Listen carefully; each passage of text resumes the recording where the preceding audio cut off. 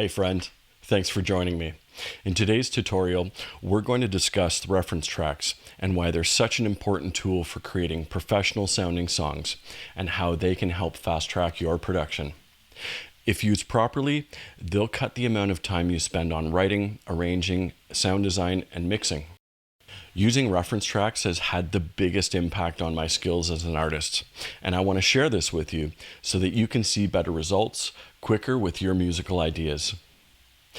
If you like what you see today and you want to see more, please like and subscribe to the channel. Better yet, leave a comment in the section below if you have any questions, and I'll feature it in a future post.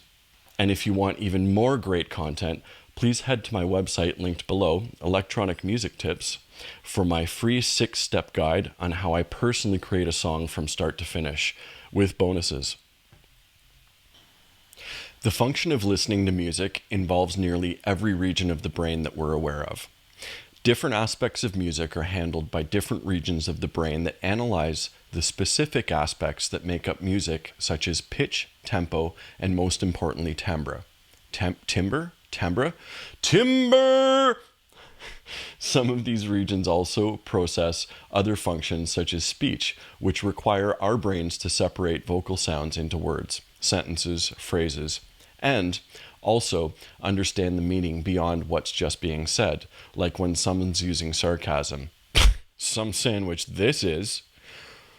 Listening to music that we know or a genre that we're familiar with uses additional regions of our brain, including the hippocampus or our memory center.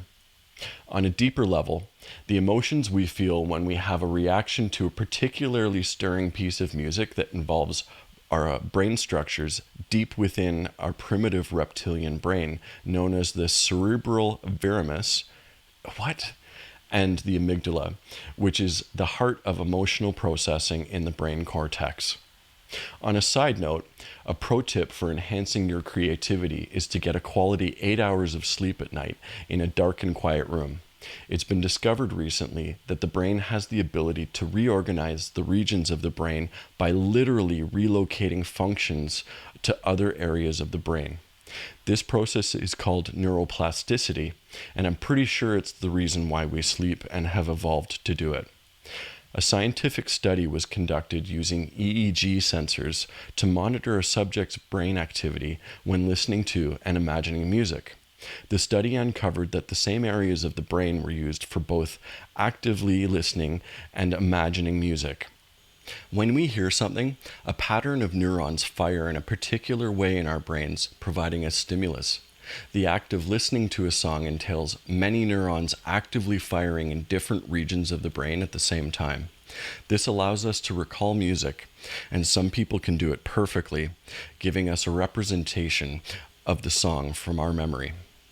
By switching back and forth between our song and the reference track quickly, we're tricking our brain into comparing our work in progress with the reference track, and it will quickly expose the areas of our composition or mixing that need attention.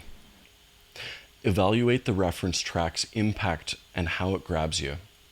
How does it make you feel? What emotion do you feel when you're listening? Does it take you on a journey? Does the track build? Don't try to beat the quality of the finished mastered track. That's impossible.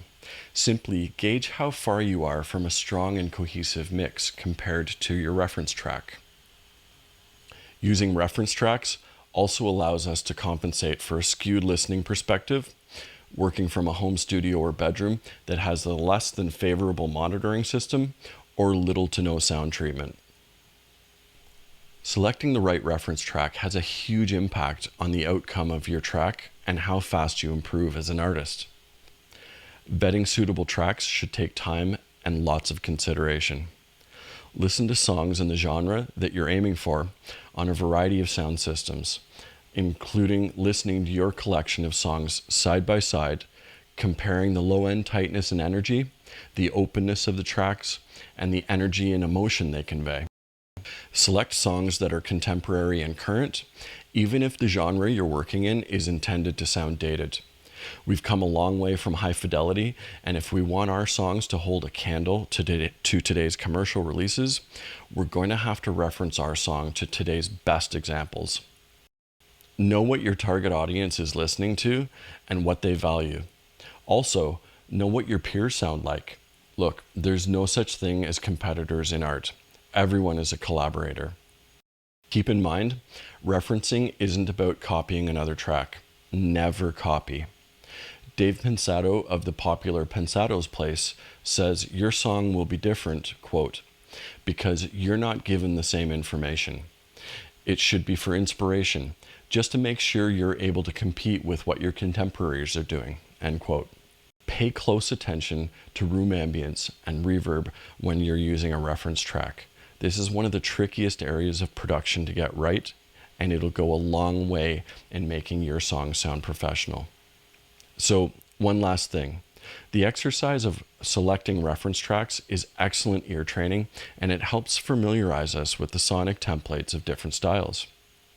Understanding the parameters of contemporary songs in the genre that we're doing goes a long way in perfecting the craft of production.